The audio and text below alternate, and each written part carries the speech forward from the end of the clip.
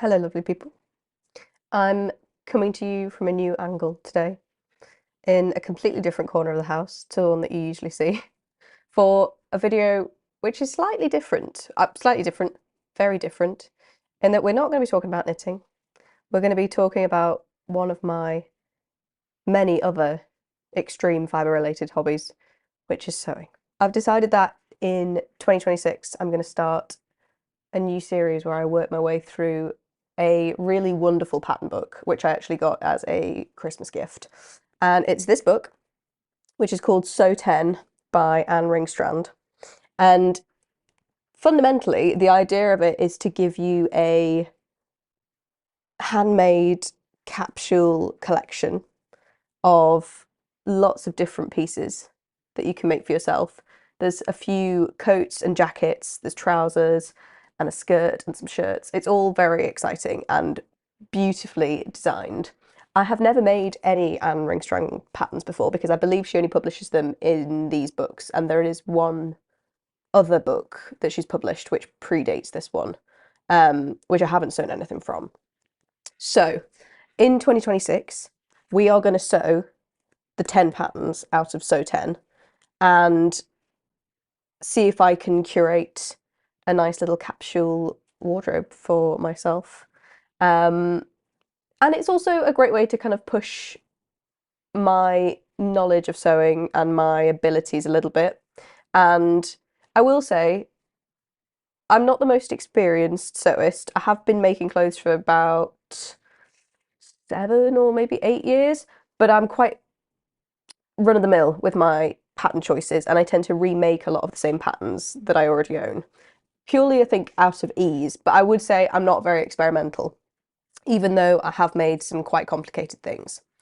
So I'm hoping that this book is going to give me an opportunity to kind of test the boundaries a little bit. And in my mind, I'm hoping to kind of add to my armory of techniques, because I do find that I'm somebody who will find a technique in a pattern that I really love and then go on to use it whenever I am making future patterns, even if it doesn't follow the instructions, if it's my preference. And so I always like to hunt for a little bit of inspiration and find some new ways to execute certain techniques as well.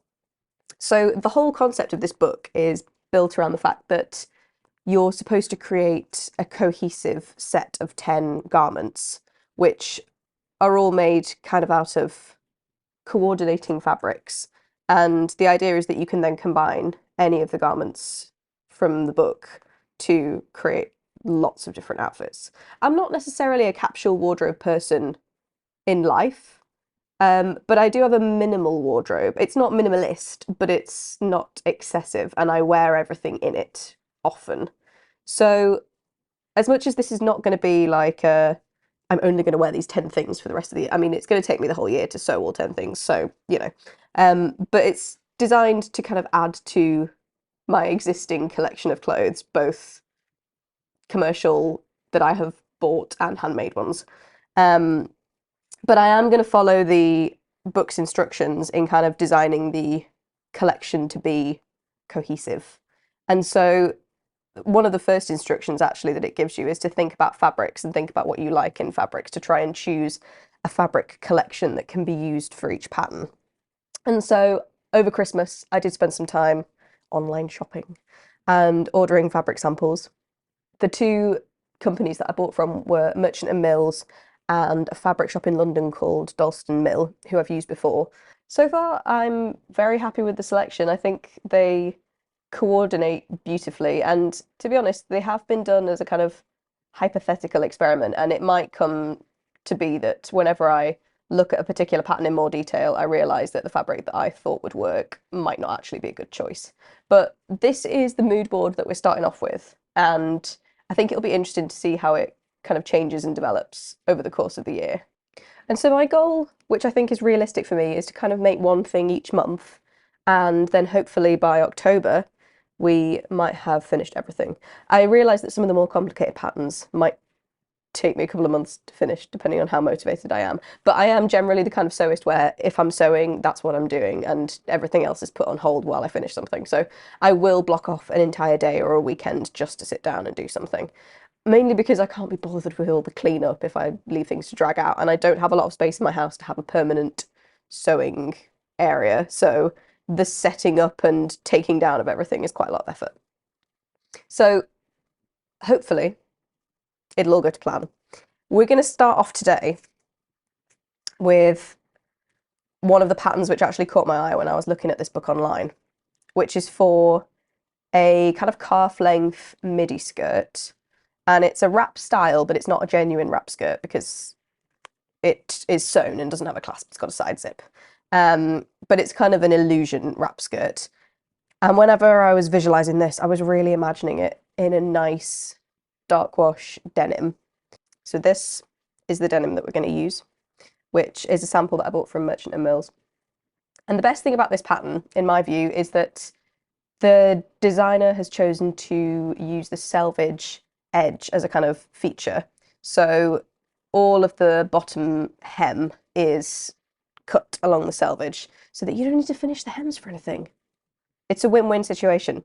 And I also think that the selvage on denim is kind of very aesthetically pleasing in its own right.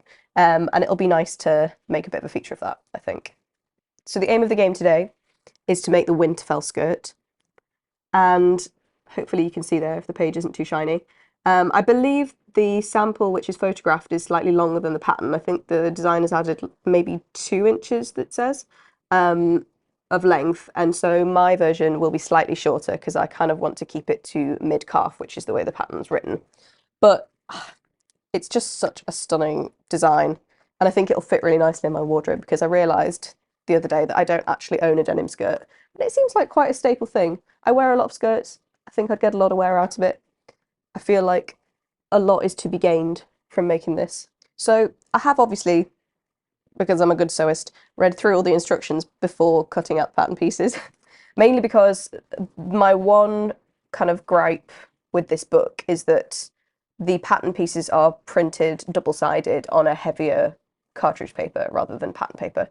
So the designer's intention is that you trace your own pattern pieces to cut out, which I understand in that it's probably paper saving for them because they can print all the patterns in the book double-sided.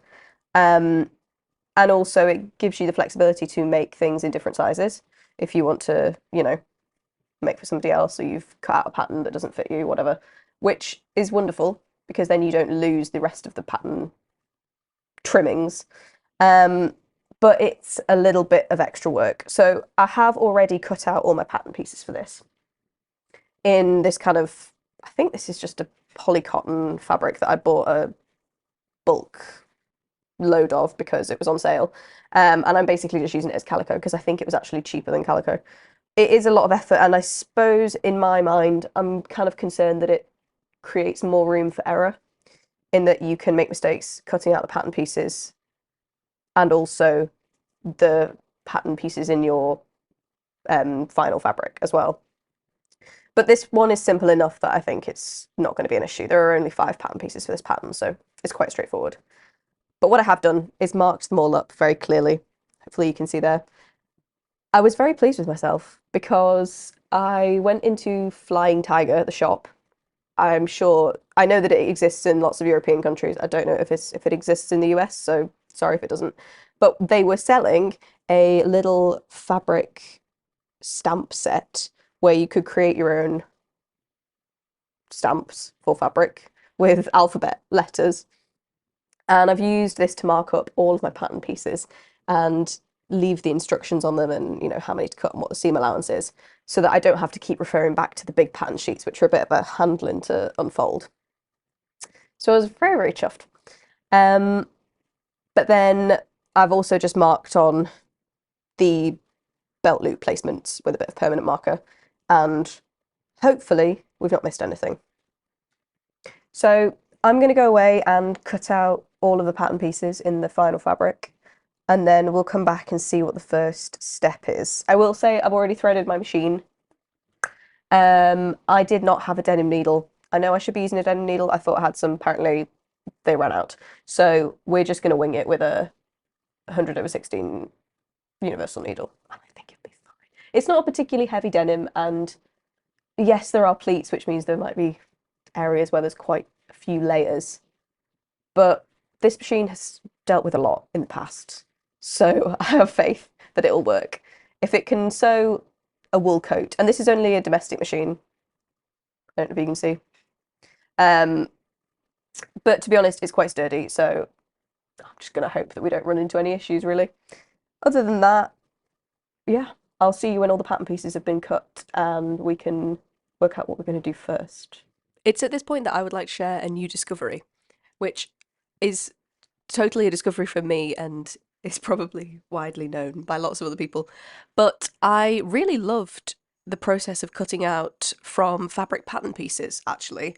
I'm very glad that the pattern forced me to trace my own pattern pieces and that I didn't own tracing papers, so I just chose to use the sort of calico that I already had because I will 100% be doing this for the rest of the patterns in this book and possibly other patterns if I want to make my own alterations or make a duplicate copy of a paper pattern because it just makes the process so much easier when you've got that natural adhesion between the two layers of fabric.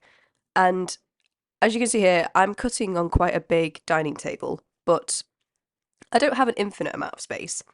And so I do have to move the fabric around quite a lot. And whenever I'm using a fabric pattern piece instead of a weighted or pinned paper piece, it just moves around far less. And I feel like you can manipulate it a lot more to make it easier when you're cutting out, long edges or fiddly bits, which there are none of in this pattern, but I can imagine that in the future that's going to make things a lot easier. So, yeah, I'm pleasantly surprised by this, and I would wholly recommend trying it out for yourself if you haven't done before. I'd also love to know people's opinions on rotary cutters. I have had the same pair of fabric shears for a little while, and they've been great. They're very sharp. I keep them in good condition, so it's just what I'm used to. And I have used a rotary cutter in the past and been quite disappointed. I think I felt like it was a lot of effort moving the fabric around on the cutting mat, and it was quite hard to get a straight seam as well. And this might just be due to the fact that the cutter that I was using was probably not of the best quality. But I did also find that I was having to replace the blades sometimes if it was a heavy fabric, between pattern pieces, or definitely between every project, which I suppose I thought was just quite wasteful. And I don't know if this is normal or if this was down to the quality of whichever rotary cutter I was using. I don't own it anymore, so I'm not sure. But yeah, please put your thoughts and opinions in the comments because I'd very much like to read them. Thank you. Apparently, first thing we have to do is change the thread because I'm skipping the first step, which is to overlock the side seams, because I plan on doing a flat felt seam since I'm doing it in denim. So I need to change the thread to the top stitching thread, and then the first thing we're going to do is top stitch the outermost side of the wrap piece.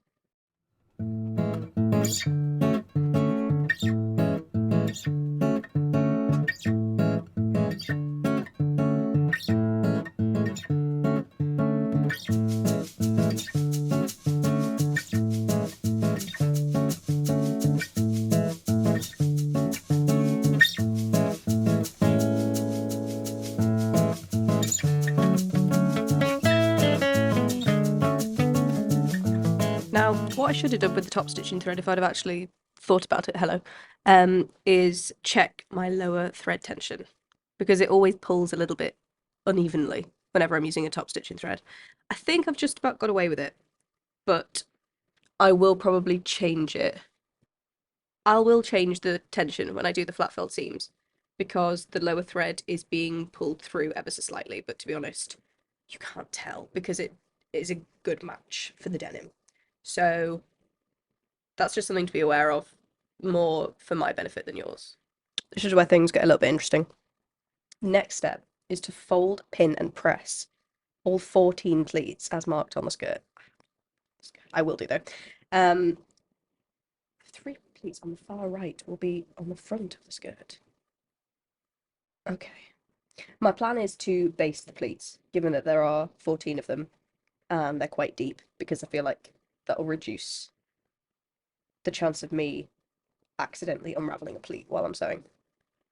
I also don't do sewing over pins. I'm too scared. I've lost too many needles, and even though I've got enormous glasses to protect my eyes, it's still a fear. There is a longer stretch in front, about 40 centimeters, that has no pleats as it is placed under the wrap piece. Okay, that's helpful.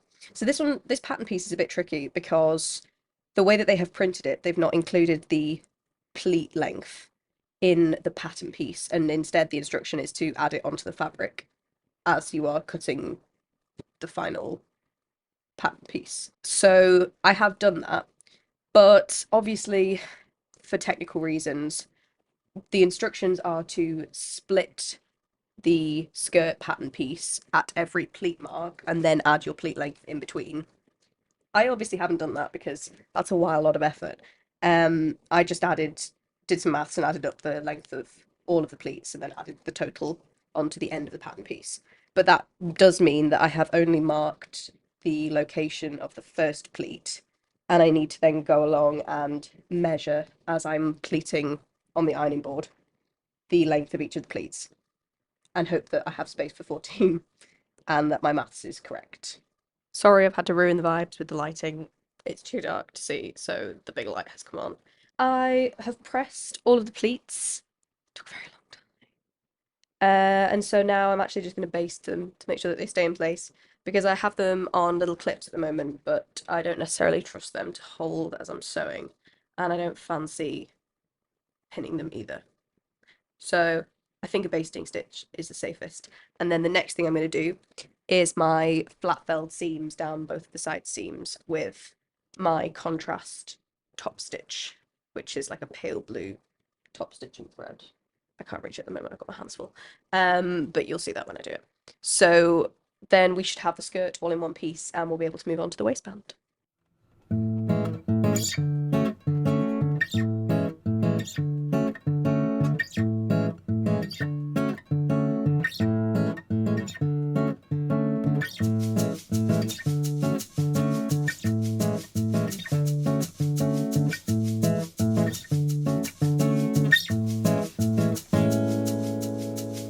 Hello, it's me again. I feel like I should tell you while you're watching this process of me sewing and pressing and sewing some more, that I decided to abandon the flat felled seams plan because I realised whenever I came to seaming the sides that there was no way that that was going to work when I had to install an invisible zip at the top of the seam.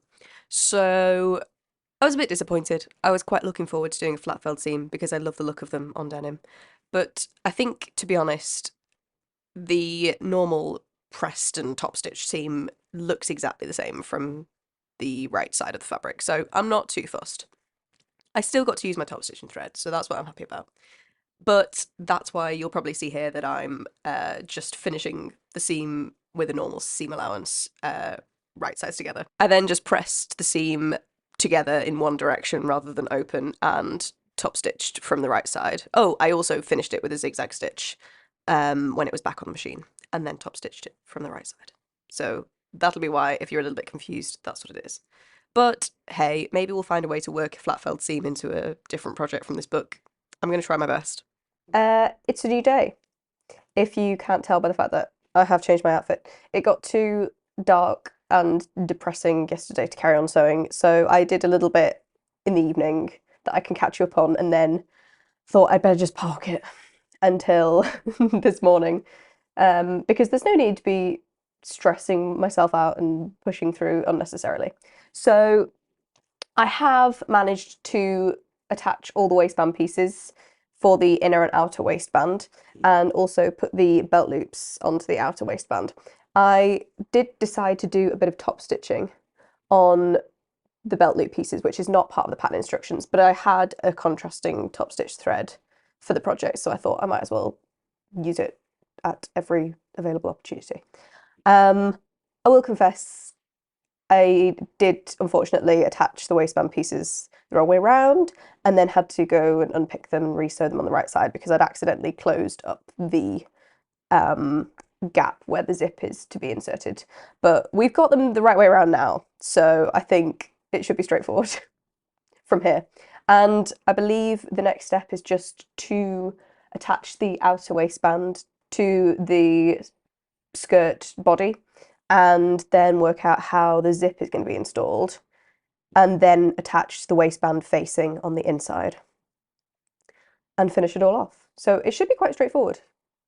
Hoping that the zip goes to plan, but yeah, we should be grand. And I've been thinking overnight that I might go on a little expedition to the shops to see if I can locate some spray starch for the pleats, which I've never used before. But then, that being said, I don't think I've ever sewn anything which is especially pleated before. I've made things that have like pleat tucks at the waistband, but not necessarily something that needs a pressed pencil pleat all the way down. And I just feel like this would look better if the pleats were really crisp. And I think with the type of denim that I've got, because it is 100% cotton, it holds a crease nicely whenever it's on the ironing board, but they tend to fall out quite quickly.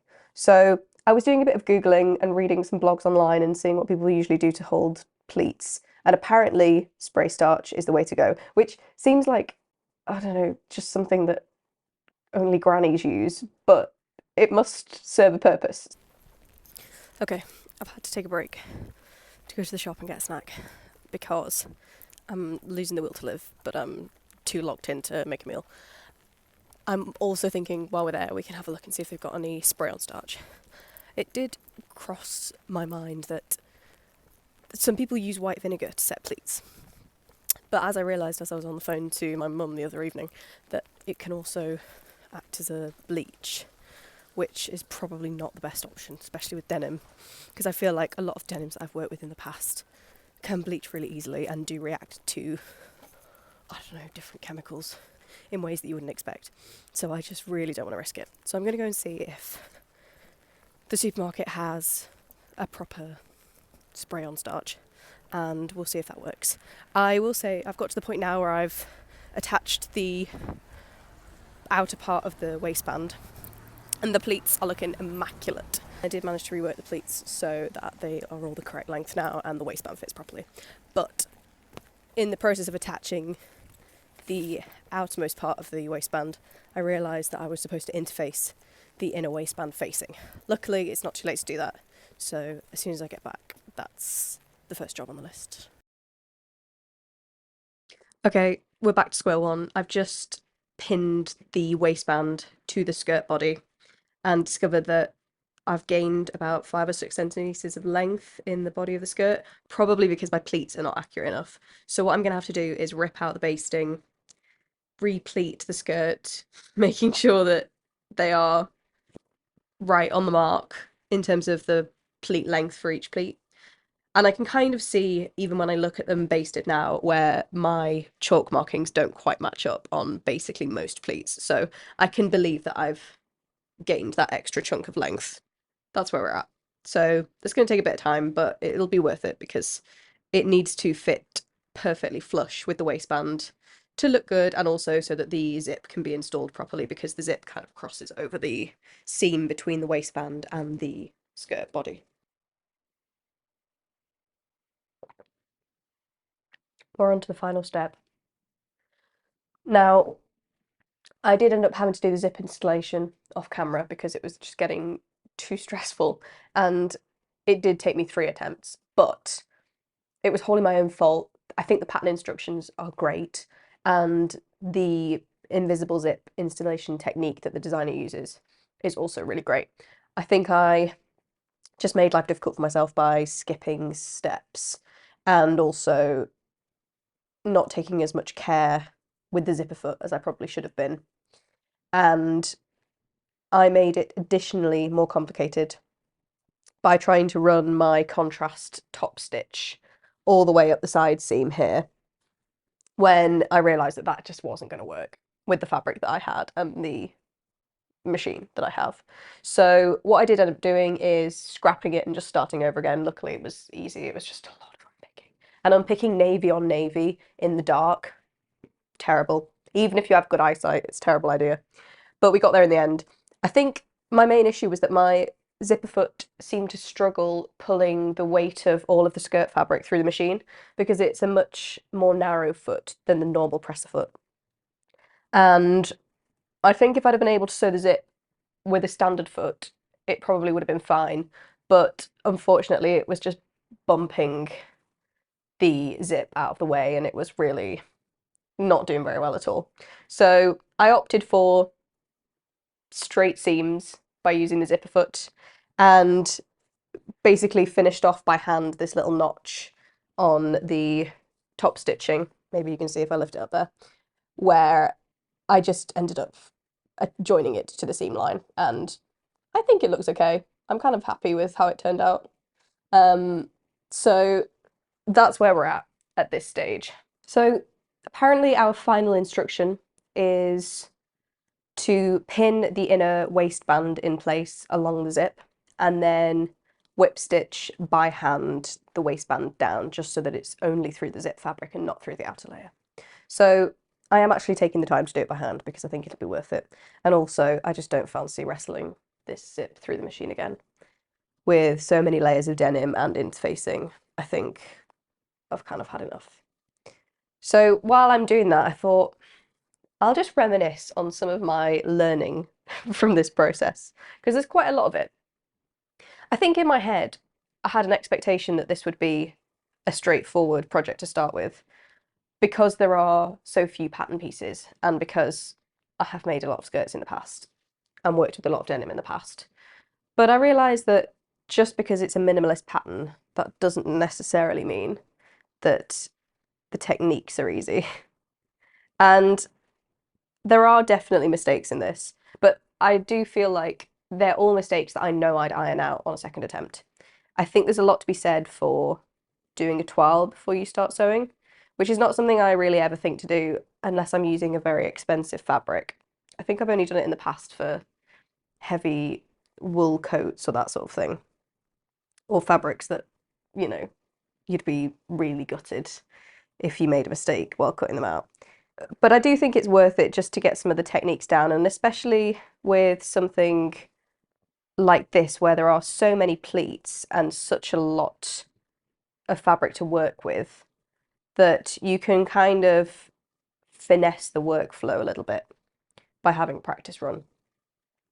So I think it's a great pattern. I think it's really elegantly designed in that, you know, it's quite minimalist, but I think the impact is excellent. I'm not necessarily someone who often has issues understanding pattern instructions, but this could just be me today and, you know, not be the designer's fault at all. But I did find that I was having to read most of the pattern instructions twice to truly understand what it was asking me to do. But I know now that because it's not a new pattern to me anymore, I wouldn't need to do that on a second attempt. So that could be a complete non-issue. Also, can I show off my Apple pincushion? How cute is that? I feel like it's from Liberty, but it was a gift.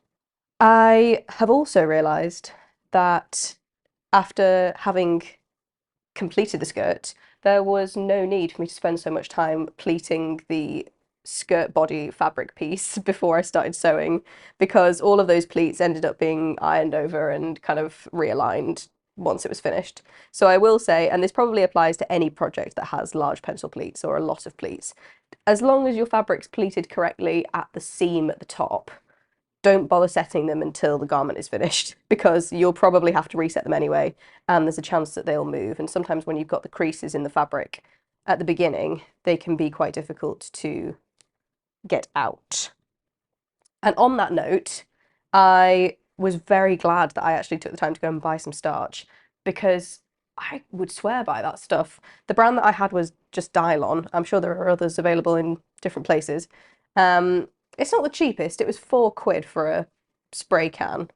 But then I don't really know how long it lasts. And I did find that it just made the ironing process so much more straightforward. And the pleats now look really nice and sharp and hang beautifully. They're probably going to be all crumpled when I lift it off the table here.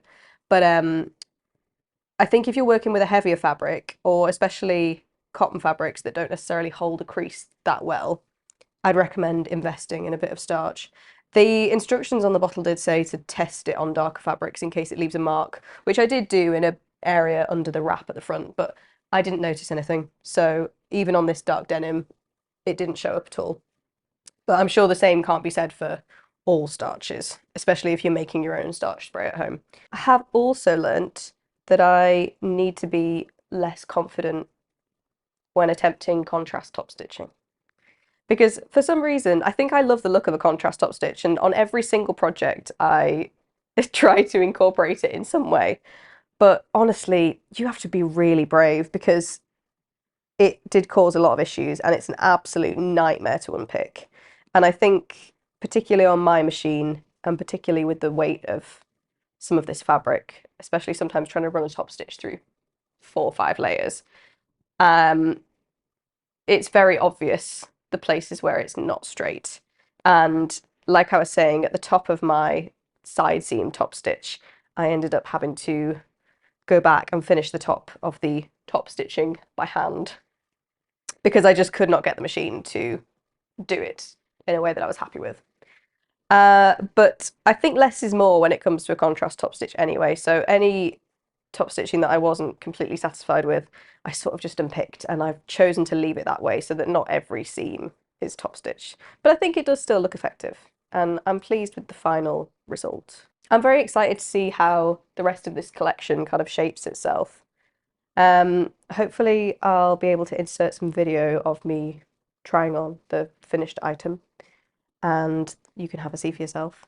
But I really would recommend going and buying the book if you feel like a bit of a change and want to try something new, and especially if you're looking to sort of build a hand-sewn wardrobe for yourself. I think it's a wonderful starting point. Obviously, the style is not going to be for everyone. I would say that it's very classically Scandinavian and almost smart casual workwear, which suits me because I need that in my life, but obviously not everybody does. But I think a lot of things can be made to your own taste and to your own style as well. And hopefully by the end of the year, whenever I've completed all 10 of these projects, I'll have a really unique collection and hopefully have learned to get much better at sewing along the way. Before I go, I also wanted to show off this little kilt pin that I made. I didn't make the pin myself. I found the pin. But I ended up having a spare glass pendant from a necklace, and I thought it would make a really sweet charm to add to the skirt. And then I've also taken a little silver dagger from a pair of earrings that I wasn't wearing and added that on too. And yeah, I just think it's very sweet and whimsical.